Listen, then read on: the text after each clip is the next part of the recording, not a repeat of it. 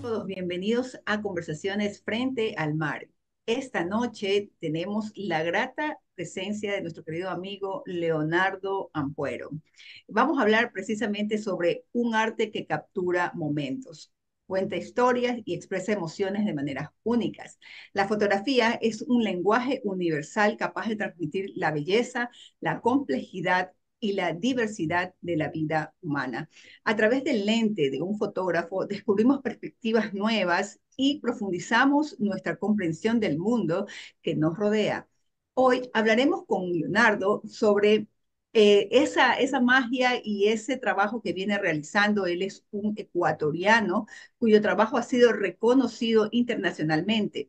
Su enfoque en temas de migración, diversidad e inclusión a través de su fotografía ha creado un impacto significativo tanto a nivel local como global. En nuestra conversación, Leonardo compartirá con nosotros justamente ese trabajo, su viaje y por el mundo de la fotografía, sus proyectos más significativos y cómo sus imágenes buscan conectar con el público y fomentar un cambio social positivo. Así que prepárense para explorar visualmente la emocional y muy talentosa actividad que viene realizando Leonardo Ampuero. Bienvenido, querido Leonardo, a Conversaciones Frente al Mar.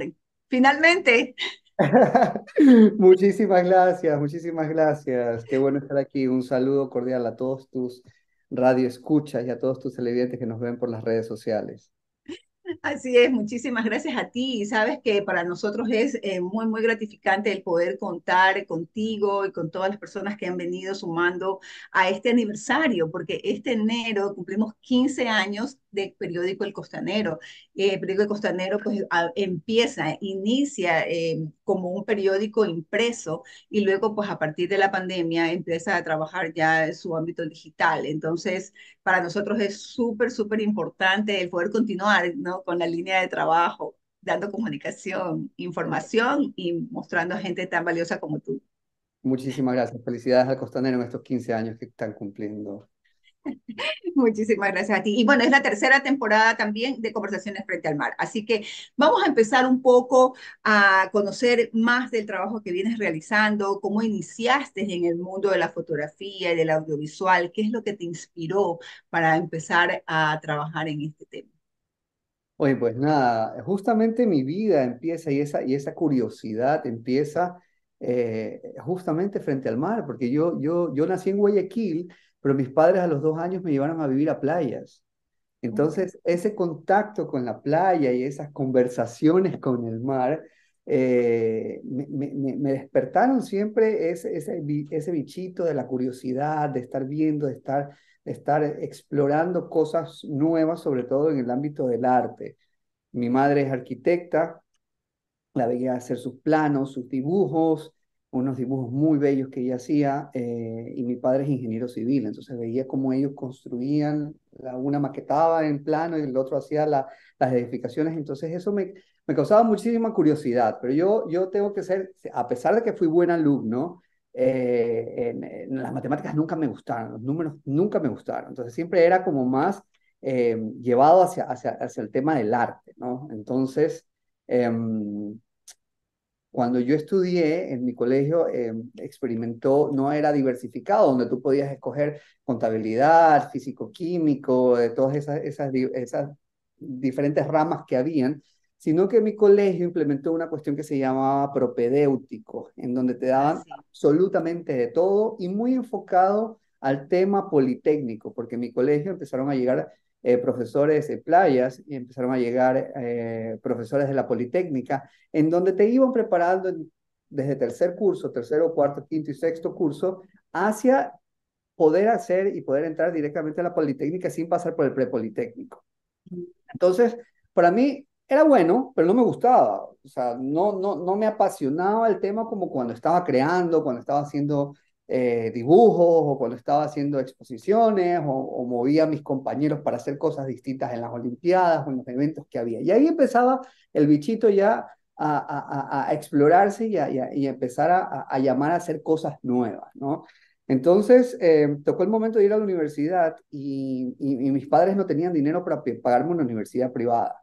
Entonces, como yo era el escolta de la bandera, tenía una beca para poder entrar a la Politécnica. Y la única carrera que se asemejaba o llenaba un poco el perfil que yo quería era diseño gráfico y publicidad. Entonces yo dije, diseño gráfico y publicidad, hay algo de fotografía, no había ninguna universidad en Guayaquil que dé fotografía per se. En ese minuto estaba el tema de la Universidad Casa Grande, que valía hartísimo dinero, era una cosa impagable. Entonces yo dije, venga, vámonos a la Politécnica a estudiar diseño gráfico y publicidad, que algo se ha de ella. Aparte es como lo veía como una carrera como pulpo, ¿no? Entonces te puedes meter en el lado del web, en el lado del diseño, en el lado de la fotografía, en el lado de la publicidad. Y ahí empieza mi carrera a empezar a andar. Cuando llego a los módulos de fotografía es cuando empiezo a ver la magia de esa cámara negra en donde tú tomabas una foto, disparabas un segundo, era cámara de rollo. Justamente yo llegué en el cambio, esas clases fueron como en el 2000, en el cambio de la tecnología análoga a la digital. Entonces hacíamos un disparo porque el rollo tenía 12, 24, 36 fotos, no tenía absolutamente nada más. Entonces era la foto o la foto, así que tenías que pensarla sumamente bien. Y después llegabas al cuarto oscuro, todo con las manos tratando de meterlo en el tamborcillo para poder hacer el revelado y después para poder hacer las impresiones. Entonces, la primera vez que yo meto el químico en una foto, yo digo, wow, qué Era increíble, mágico. esto es magia, qué bacán. Eh, y ahí empieza mi nicho a empezarse a despertar en cuanto a la fotografía. Tuve dos muy buenos profesores, eh, Julio Navas, que llevaba el tema de Kodak en Ecuador, en donde tenía las últimas tendencias, las últimas herramientas, el medio laboratorio, y Javier Cuesta, que después él me dio en el segundo módulo todo lo que es el tema de publicidad. Ahí mi cerebro se dinamizó, yo dije, wow, esto de aquí es increíble y esto es lo que quiero seguir haciendo. Y ahí empieza un poco ya el bicho profesionalmente. Me gradué, empecé a trabajar en agencias de publicidad. Durante mi carrera trabajé en TC Televisión, que por cierto, quiero mandarle un gran saludo a toda mi gente de TC Televisión y a Sí, todo saludos, saludos. mi ciudad y mi país que está pasando por un momento no bonito en Así donde es. que reciban un abrazo fraterno los ex compañeros y los amigos que pasaron terribles momentos hace un par de semanas, en donde se los pensó muchísimo y gracias a Dios, a la valentía de las Fuerzas Armadas y de la policía, pudieron rescatarlos y estar ahora con toda su familia. Así que un abrazo fraterno a todos mis amigos de TC Televisión. Pues Así es, me uno también a ti, a ese abrazo. De hecho, el costanero también se sumó a eso que tú mencionas, ¿no? La solidaridad entre colegas, el hecho de la situación con la que se vive y sobre todo la templanza, la sabiduría con la que se actúa y se actuó en ese momento. Yo creo que el ser periodista también ayuda mucho. Ser el periodista de guerra, ese que se estudia, pero que no se combate mucho, pero en el momento que se dio, se pudo manejar muy bien la situación. Mira tú, y de todas las cosas que comentas, ¿no? Aspectos así como que el hecho de decir, no me gustan las matemáticas. Yo creo que una de las cosas que pasó en ese interín de tiempo es que no tuvimos unos profesores que nos ayudaran a que amemos las matemáticas, porque las matemáticas en música, las matemáticas tienen que ver con el arte, pero yo creo que ahí tuvimos esa mala suerte, sí, mala suerte de no tener alguien que realmente nos dé esa necesidad de poder realmente valorarla. Pero, y eso es cuando se menciona, porque todos los que de alguna manera hemos hecho carrera en lo social, nos pasa eso, que no elegimos un físico matemático, por ese tiempo sí yo tenía sociales, físico matemático, químico, biólogo, pero, y me gustó cuando se dio el propedéutico, te cuento, porque en cambio yo dije, qué bien que igual hubo la oportunidad de poder mirar todos los otros aspectos también. Pero basándonos en el tema de las matemáticas, todos decían, ah, no, yo me voy a sociales y en sociales yo no tengo que ver matemáticas. Ahí tengo que hacer un inciso y tengo que decir que el profesor que llevó la Politécnica a mi colegio era un profesor que, si bien nos enseñaba álgebra, cálculo, cálculo uno, cálculo 2, era un profesor que nos enseñó a pensar, uno de los pocos profesores que nos enseñó a pensar. Y él sabía, él era muy astuto, a pesar de que era muy joven, tenía como 20 años el profesor. Él sabía que conmigo era un caso especial, de que yo tenía una rama artística y tal, porque siempre era como el plano cartesiano que se dividía, el coseno, cómo es la forma, y yo, mi mente ahí volaba. Entonces, él nos enseñó a pensar, nos enseñó a abrir un poco el mundo. Él siempre leía, llevaba, me acuerdo siempre que llevaba libros, y esos libros un día llevó el libro del Santo Grial en un colegio católico. Entonces Mm. comprenderás que igual era disruptivo en su manera de ver el mundo, a pesar de que tenía 20, 24 años, no tenía más. Así que un gran saludo, Eladio Vera, siempre lo reconoceremos. El otro día conversando con un compañero también, Alex Ajic, te mando un saludo. Estábamos hablando que él fue uno de los pocos profesores que no nos enseñó la materia, sino nos enseñó a ver el mundo y a pensar. Excelente, excelente. Y eso realmente es súper importante para motivar también a los jóvenes a comenzar a ver las cosas desde otro punto también, desde otro plano. Y a lo mejor hay cosas que no nos gustan, pero a veces son necesarias. Y cuando en el camino a lo mejor el plano cartesiano o alguna otra cosa no nos va a enseñar mucho, o la álgebra y todos sus casos de factorización, que esos a mí me encantaban. Yo tuve un profesor que al final hizo que yo me gustaran las matemáticas, pero el tema justamente de factorización para mí me encantó, como lo entendí, lo supe manejar, no sé en qué me está sirviendo ahora, pero me gustó. Saqué 20 ahí esa vez. Bueno, pasando entonces un poco a hablar ya de la carrera, ya de empiezas a ver el tema de la fotografía. Efectivamente, en comunicación nosotros teníamos que ver todo eso, ¿no? Y esto que tú mencionas, el revelado, la posibilidad de tener en las manos eso que se da, que dices, wow, qué tipo de magia es esta, que realmente todo esa perfección capturada en una fotografía y más aún cuando era en blanco y negro, era perfecta, ¿no? Era perfecta, era una cosa maravillosa. Y luego pues viene esta transición, pasamos a la parte digital, de lo análogo a lo digital, pero fíjate tú que ahora incluso las cámaras fotográficas también pasan a ser ya un recurso solamente para personas como tú, que están en el manejo, el tej y maneje siempre de la cámara, ¿no? Y en algún momento cuando se hizo un curso de fotografía y ya estaban los teléfonos celulares, decían que ya el ojo era, que la fotografía, y yo quiero saber qué opinas tú sobre eso, la fotografía ya no era la cámara, sino el ojo fotográfico que tú pudieras tener. Y claro, claro, un fotógrafo no se debería evaluar por la foto que dispara o el valor técnico que está demostrando en una fotografía, si tiene la correcta exposición, si no tiene la correcta exposición, sino por el discurso que está dando en su fotografía. ¿Qué es lo que transmite? ¿Qué es lo que transmite su obra? ¿Es consecuente su obra con lo que está diciendo? Eh, y claramente, atrás de un perfil profesional, de un perfil autoral, hay un profesional y un artista que quiere decir algo. Y ese algo es qué es y que lo manifiesta en este caso a través de la fotografía, como lo pudiera expresar a través de la pintura, a través de la acuarela, a través de la música. Ese artista está diciendo algo. Entonces, claro, Cartier-Bresson decía que hay que capturar el instante decisivo. El instante decisivo es cuando justamente me pasa el momento, la acción, y en su época era una cámara, un daguerrotipo, tenías un disparo y ya. Y de quién sabe cuántas horas, pues, ¿no? De exposición para poder tener la exposición. Sí, eso, en alguna ocasión en el museo se hizo una exposición precisamente de la historia de la fotografía y ahí tuve en mis manos varios daguerrotipos que fueron increíbles de ver cómo era armada antes la fotografía, ¿no? Eso es impresionante, me imagino todo fotógrafo profesional o no, que sea, que esté pues autodidacta, lo que fuere, una de las cosas que tiene que aprender es eso, ¿no? La historia que tiene detrás de este artefacto que luego se convierte en una herramienta para poder comunicar, ¿no? Comunicar tantas cosas maravillosas. Y fíjate tú empiezas, estás en el colegio, la universidad, luego estás trabajando en Ecuador, tantos paisajes maravillosos, cosas interesantísimas con las que no solamente paisajísticas, sino culturales, turísticas, etcétera. Y tú dices, bueno, el mundo está afuera y también hay cosas que ver.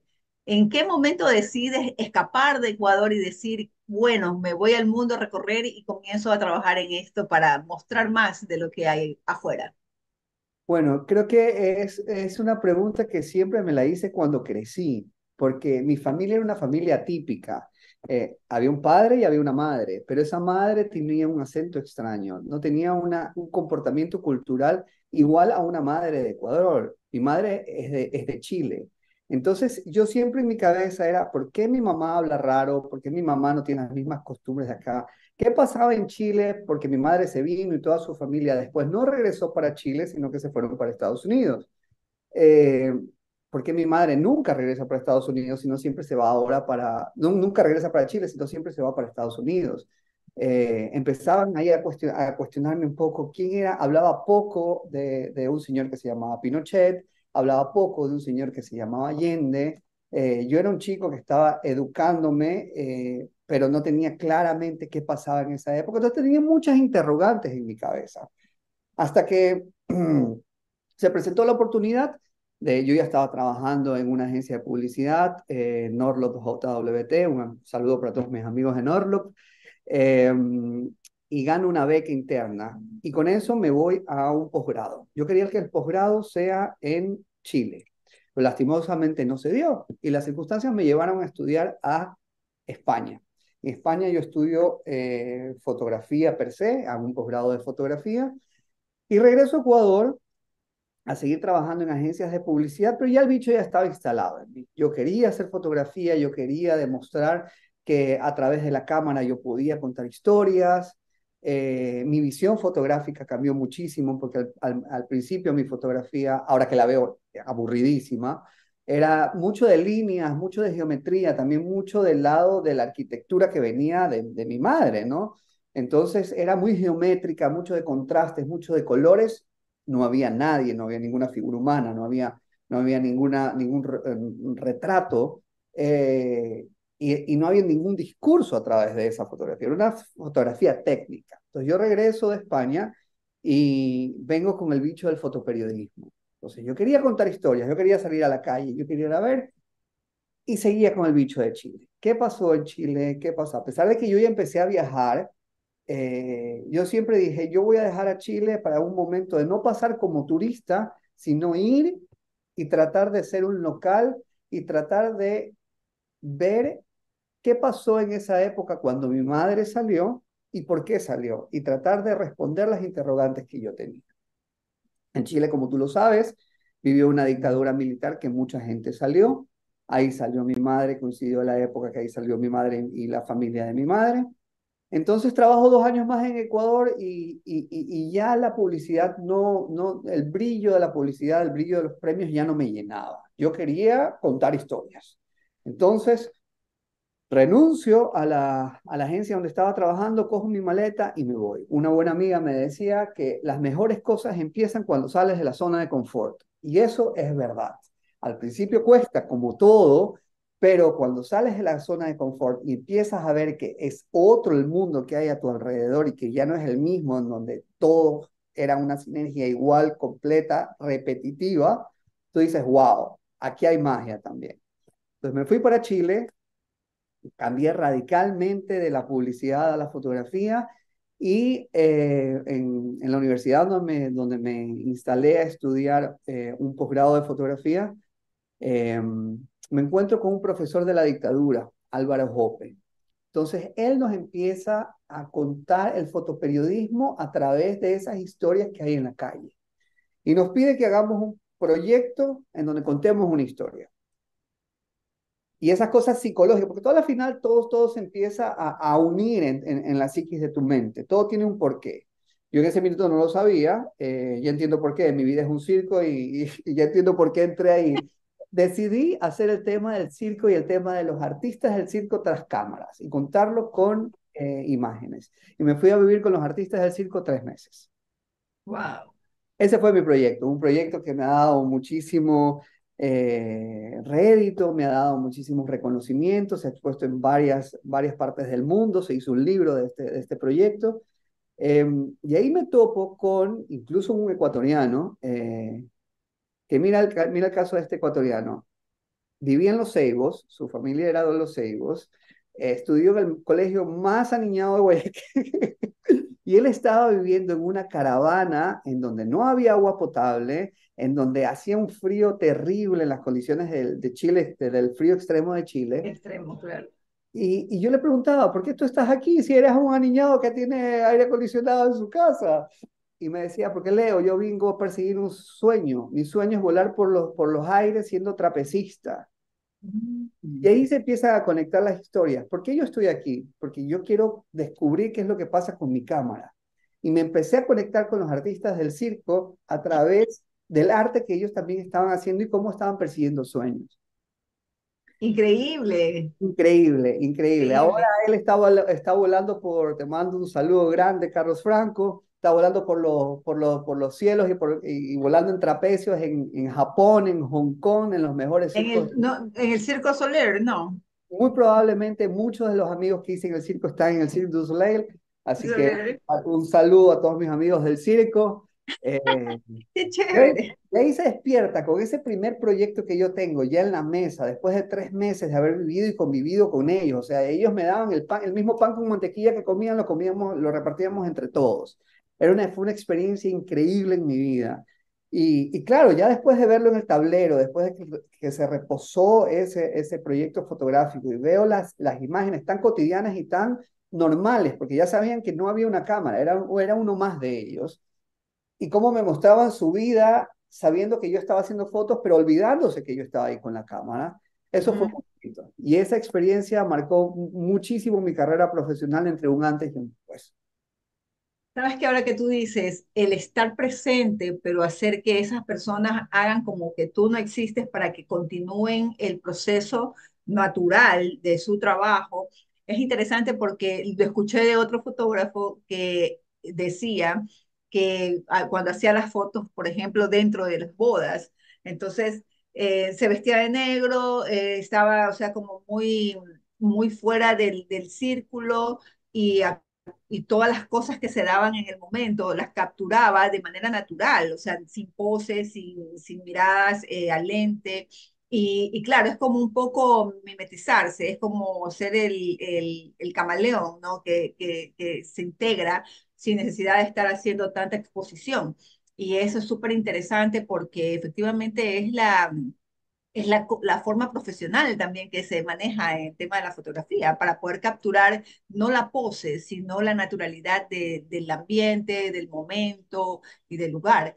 Y claro, como tú mencionas, eh, hay cierto tipo de profesiones que por las características que tienen, muchas veces se dicen que no son las profesiones que a lo mejor tú pudieras alcanzar un recurso económico o un reconocimiento o en alguna cosa. Sin embargo, nos hemos dado cuenta que incluso en el mismo, a mí me pasa con el tema del periodismo, porque dicen, bueno, eso no te da de comer, que no te da esto, que no te da lo otro, pero es una situación en la que uno decide, es como el músico que también en su momento vas a hacer música, vas a ser bohemio, solo vas a estar a lo mejor en bares y el trago, entonces hay como una mala información que se le ha dado a los temas profesionales que en cierto modo por sus características tienen pues desafíos que son diferentes, digamos, a lo tradicional, una medicina, una arquitectura o un tema de leyes.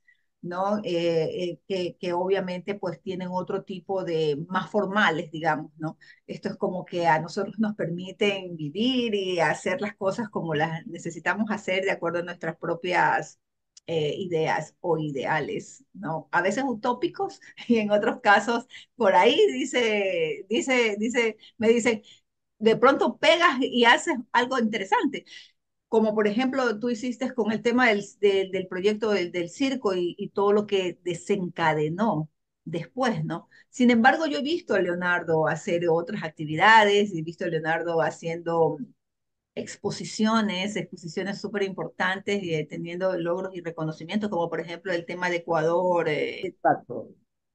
Sí, ese trabajo que hiciste fue súper reconocido y te lleva después a seguir hacia otros espacios, ¿no? Porque la fotografía en la actualidad, al menos de pronto no tanto en Ecuador, porque el tema de la propiedad intelectual ahora todavía está en un tema de procesos, pero hay otros países en donde la propiedad intelectual es a rajatabla, se respeta tal cual y tiene un reconocimiento económico importante porque es un trabajo, ¿no? Es un trabajo que luego puede ser portada de una revista, de un periódico, obviamente que te lleva a otros espacios. ¿Cómo escala en qué medida va escalando entonces Leonardo Ampuero con su trabajo, con su fotografía, con lo que miran las personas?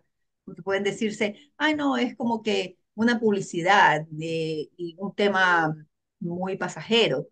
¿Da realmente réditos el estar expuesto?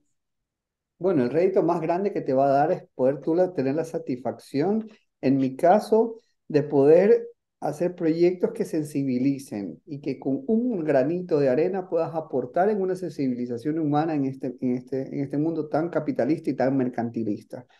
Después del proyecto del circo, yo me doy cuenta que tengo mucho approaching con la gente. Me es fácil llegar, me es fácil conversar, me es fácil.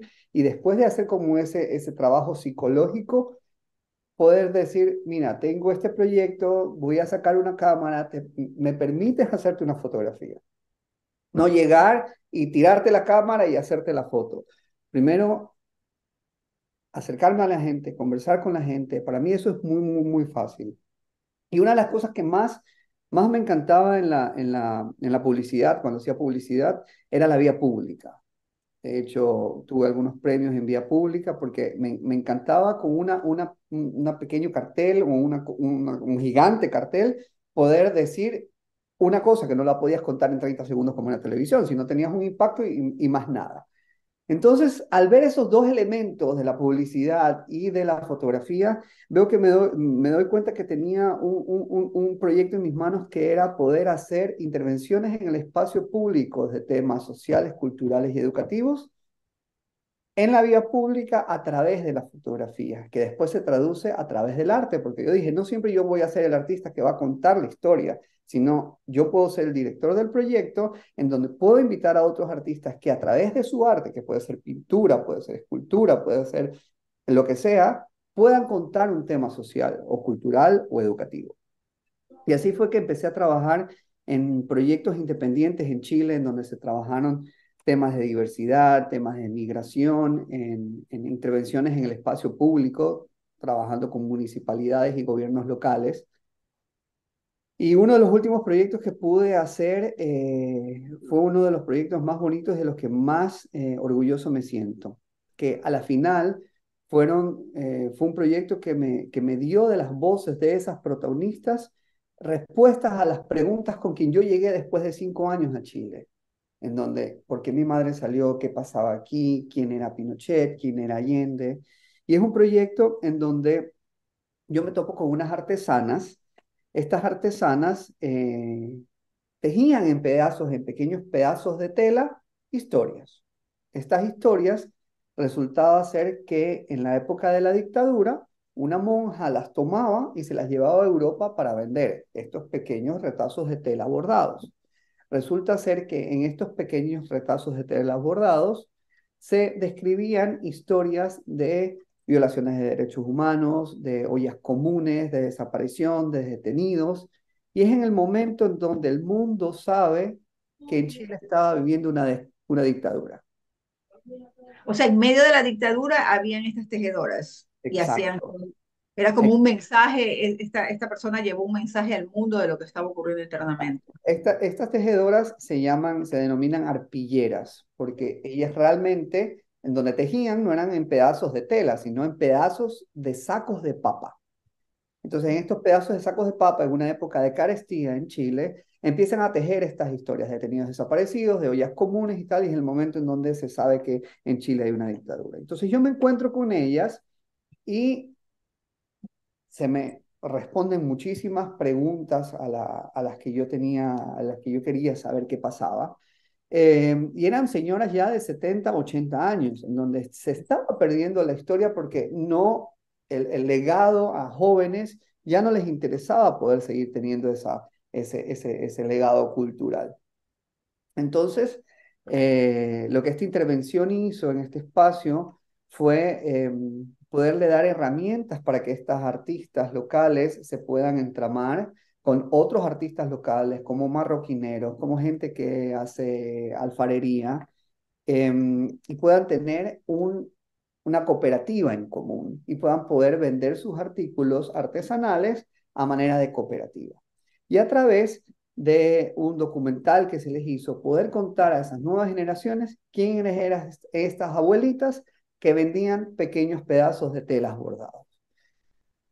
Yo después me voy para Australia y a los 2 años me escribe una hija de una de las señoras que había fallecido lamentablemente. Después una señora le da un derrame y la historia se fue perdiendo. Quedó este documental que ha sido proyectado en festivales de derechos humanos, ya ha ganado premios, incluso el año pasado en el Museo Naín Isaías me premiaron como el primer cortometraje ganador, en donde cuenta la historia de estas arpilleras en este sector y cuál fue su historia en la época de la dictadura. Importantísimo en la recuperación de la memoria histórica, ¿no? Importante que pasa muchísimo en nuestro país también y en los sectores, sobre todo del sector costero, por ejemplo, ¿no?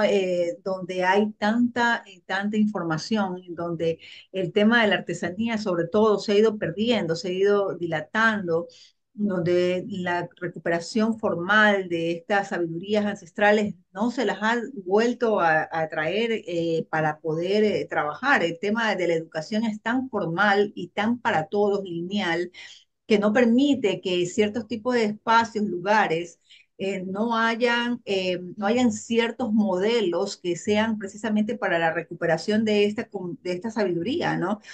Y entonces ahí se va perdiendo. Es uno de los temas que yo siempre pienso en temas de la artesanía como tal, porque a mí me encanta el tema de la artesanía en la joyería, en los temas artesanales que pude ver en algún otro lugar y cómo despierta en las personas sobre todo la capacidad de diseñar, ¿no? Que es lo que falta, es darle un poquito más de inspiración a las personas que ya tienen el arte ancestral, pero que lo que falta es inspirarlas para que puedan salir mucho más a flote ideas y formas que pudieran también ser parte de la nueva artesanía, pero con ese conocimiento ancestral, ¿no?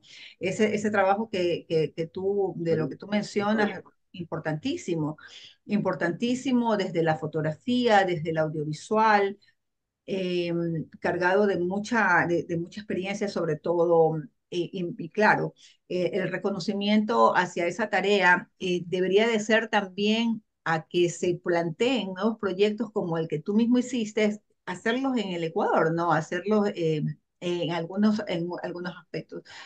Costa Sierra Oriente tiene lo suyo y No, claramente. y en Imagínate, cada lugar, nosotros tenemos tantas regiones con tanta diversidad de exacto, gastronomía, de artesanía, de paisajes, de turismo, y que exacto. viendo cómo se mueve el turismo en afuera, no solamente un rescate, que es importantísimo el tema del rescate, sino también en poner en valor ese trabajo, porque a la final hay otros países en donde esos artesanos se dedican netamente a hacer y vivir dignamente de ese trabajo. Ese trabajo. Y Entonces, claro, y sin querer ser, y sin querer ser egoísta, ¿no? Al menos si son personas que han vivido en ciertos sitios, en lugares que son paradisíacos, un sector costero, un perfil costero como lo maravilloso que es, no tengan que salir, ¿no? A otros lugares a tratar de buscar, o sea, que salgan sí para poder inspirarse más, como lo hacemos todas las personas que en su momento salimos para poder mirar el mundo de una manera diferente y traer a casa, digamos, algo más que pudiera contribuir. Pero entonces hay que inspirarlos, ¿no? Hay que inspirarlos, hay que darles herramientas de conocimiento, que es lo que está faltando mucho, la mucho en nuestro inspiración país. creo que tienen muchos nuestros artistas y nuestros artesanos, sobre todo en nuestra tierra. Lo que hay que darles es políticas públicas que los amparen, leyes que los amparen y herramientas de cooperativismo, porque ellos tienen el arte.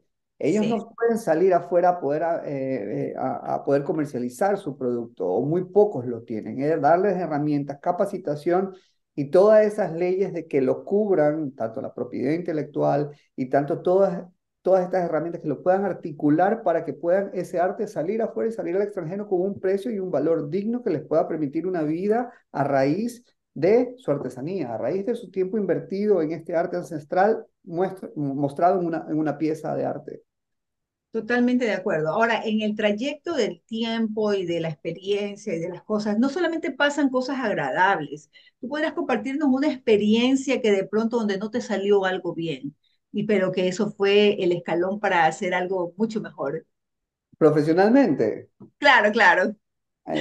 O bueno, profesionalmente. profesionalmente, personalmente, algo que haya hecho un escalón para decir, wow, y a partir de eso la pegué. Bueno, yo siempre soy de los que mira siempre con positivismo las cosas. Si no sale, bueno, ya me inventaré otra cosa y sale el nuevo proyecto. Una de las cosas pero ya tenía ese chip de positivismo. Yo después me fui a vivir a Australia. Después de 3 años de vivir a Australia, me voy de vacaciones al Carnaval de Río y a Salvador Bahía con una muy buena amiga de Ecuador. Lilo, te mando un saludo.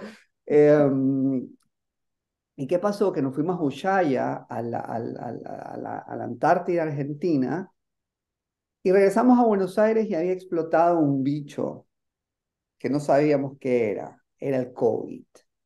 Resulta ser de que yo tenía un día para poder llegar a la frontera de Chile, porque la frontera de Ecuador ya estaba cerrada. En Chile lo logramos hacer cruzando la frontera del Uruguay. En Chile nos quedamos encerrados 6 meses porque no podíamos salir del país con un toque de queda y todos sitiados. Tratando de que la frontera de Australia se vuelva a abrir, pasaron 2 años.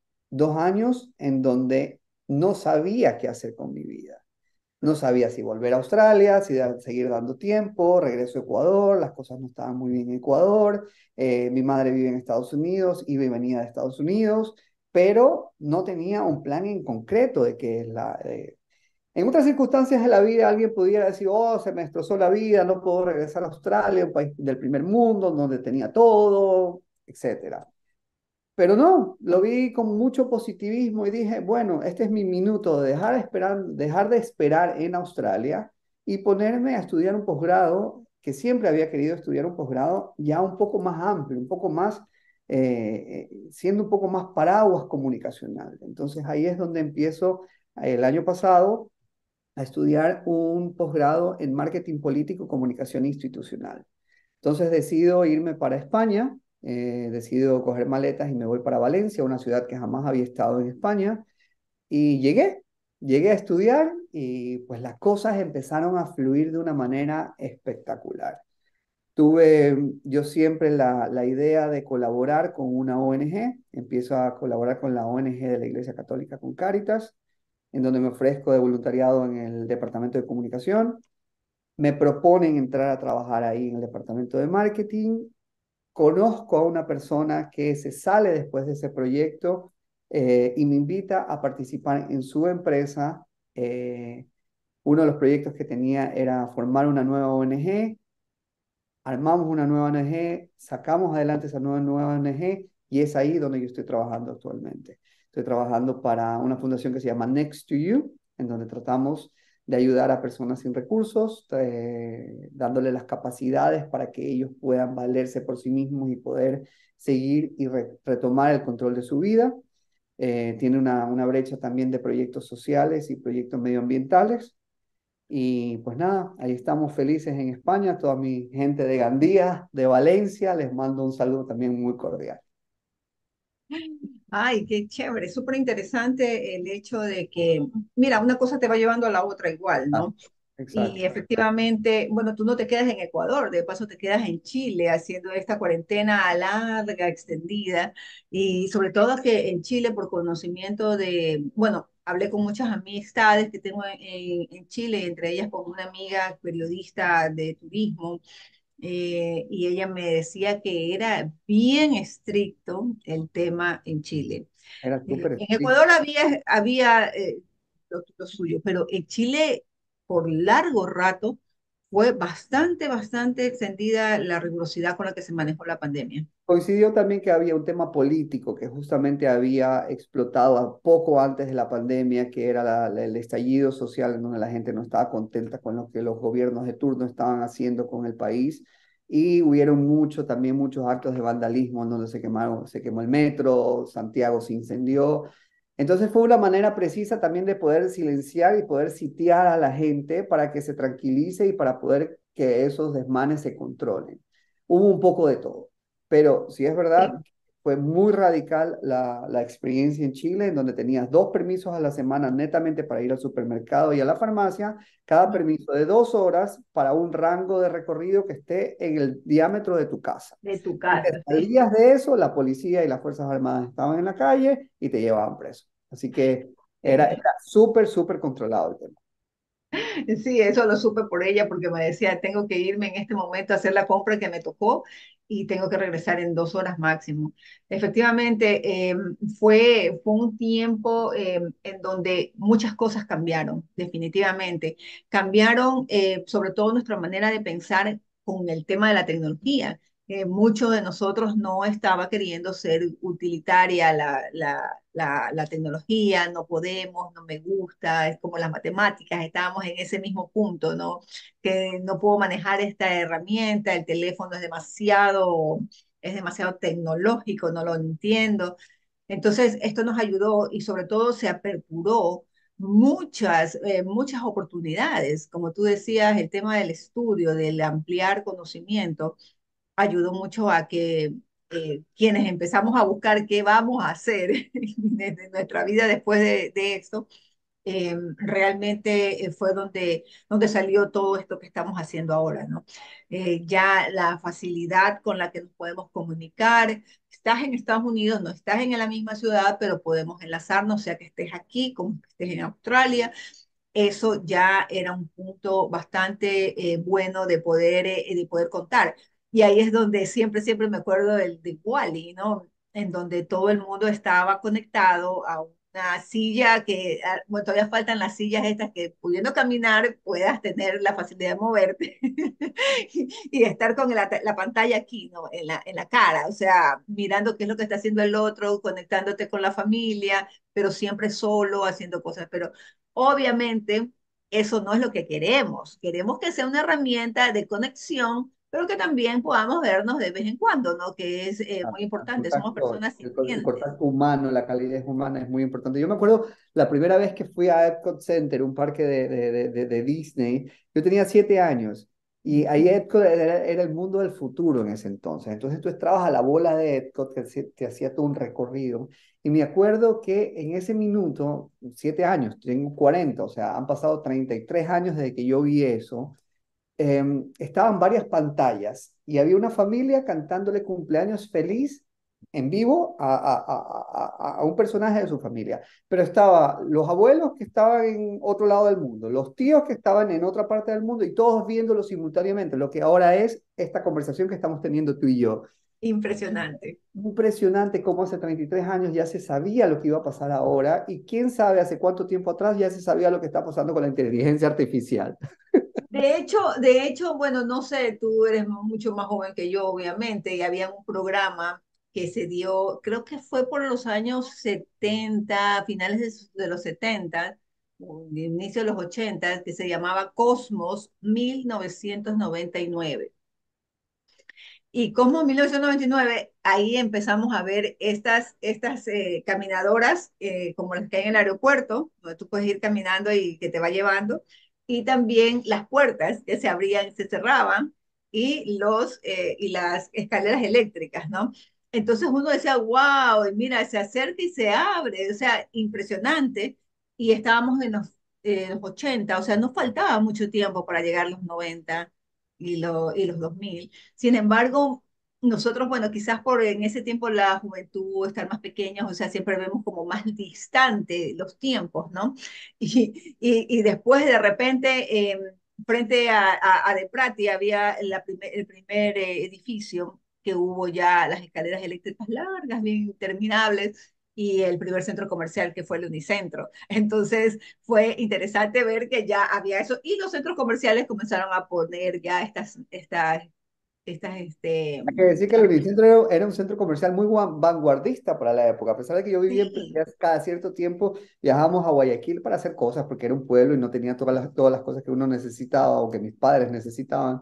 Y me llevaban a pasear al Unicentro. Siempre me acuerdo que para la Navidad ponían un árbol, un nacimiento gigante, gigante. donde los maniquíes se movían.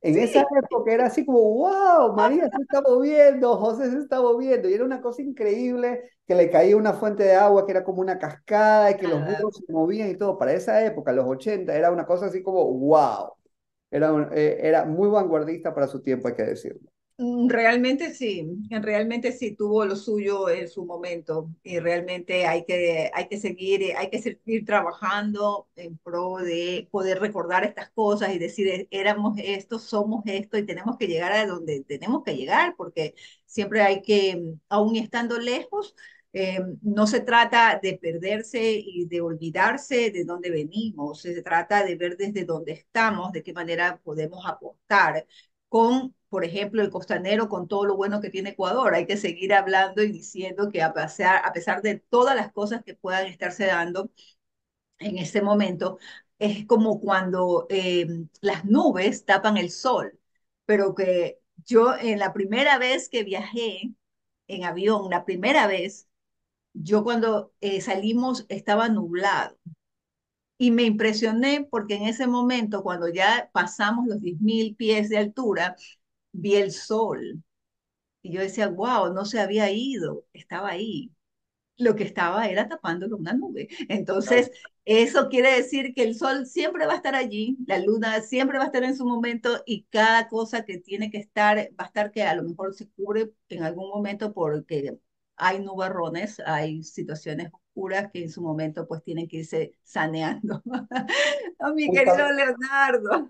Justamente estaba recordando una anécdota y justamente ayer que la puse en mis redes sociales, en una entrevista que doy para esta exposición de Ecuador Abstracto, ha recorrido varios lugares del mundo. He estado en Tokio, he estado en España, he estado en Chile, he estado en Australia y el año pasado justamente, bueno, el anteaño pasado, el 2022, la llevé para Guayaquil. Era un sueño poderla tener en mi ciudad. Y una declaración que yo doy a los amigos de TC Televisión, yo les digo, esta exposición que les traigo es un Ecuador lleno de colores, lleno de positivismo, que tanta falta nos hace en esta época que tenemos que estar tan unidos como país. Entonces, ese es un mensaje que yo creo que ya para cerrar me gustaría dejar. Tenemos que ver cómo nos unimos como país para poder sacar a nuestro Ecuador adelante desde cada una de nuestras trincheras, desde cada uno de nuestros espacios. Yo no soy político, yo no voy a hacer leyes, yo no soy abogado, yo no voy a hacer cosas aguaciles, pero sí soy un artista que tiene herramientas para poder llevar un mensaje, para poder llevar una exposición de fotos con mi país, con sus colores, con sus experiencias, con sus costumbres a otros lados del mundo y enseñar, este es mi Ecuador y el del cual me siento muy orgulloso. Cada uno debería hacer eso de su manera para poder llevar y sacar a nuestro país adelante, que tanta falta nos hace y que solamente en la unidad como país lo vamos a poder conseguir. Sí, definitivamente, y comparto contigo ese criterio, porque definitivamente no debemos dejarnos aminalar por esas situaciones que estamos viviendo. Más bien debe ser el impulso, ¿no? El impulso para poder producir, crear y mirar desde donde estamos, de qué manera podemos aportar. Y a partir de eso, ¿cuáles son esas aspiraciones de futuro mediato, corto o largo plazo? ¿Qué tienes en mente y en qué estás trabajando ahorita antes de cerrar? Bueno, pues como te comentaba, ahorita estoy trabajando para una fundación en Valencia, en España. Estamos sacándola adelante, es un proyecto que acaba de nacer, nació en septiembre, finales de septiembre, en donde le estamos poniendo mucha energía y muchas ganas para poder ayudar a cada vez a más gente.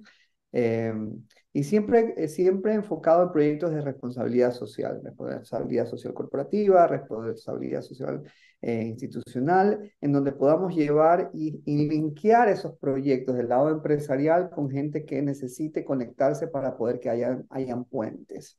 Puentes en el arte, puentes en la ayuda social, puentes en los diferentes ámbitos que se necesitan. Siempre voy a trabajar en esa línea para poder tratar de aportar un grano en este mundo y el día que me muera, por los buenos días, algo hizo y algo aportó. Ay, Dios mío, no sea fatalista tampoco, ¿ah? No, Nada de no, no. morirse, ahorita Yo todavía tenemos que seguir trabajando.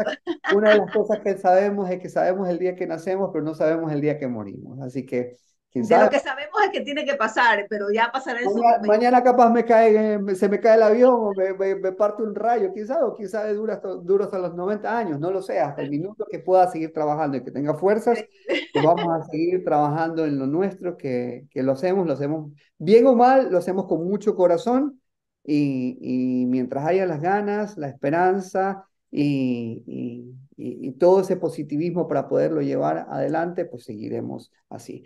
Una de las cosas es que los sueños, cuando tienes sueños, por más de que vengas de un pueblo muy recóndito en la costa, muy recóndito en la sierra, si tienes sueños y trabajas por ellos, vas a poderlos llegar a conseguir algún día.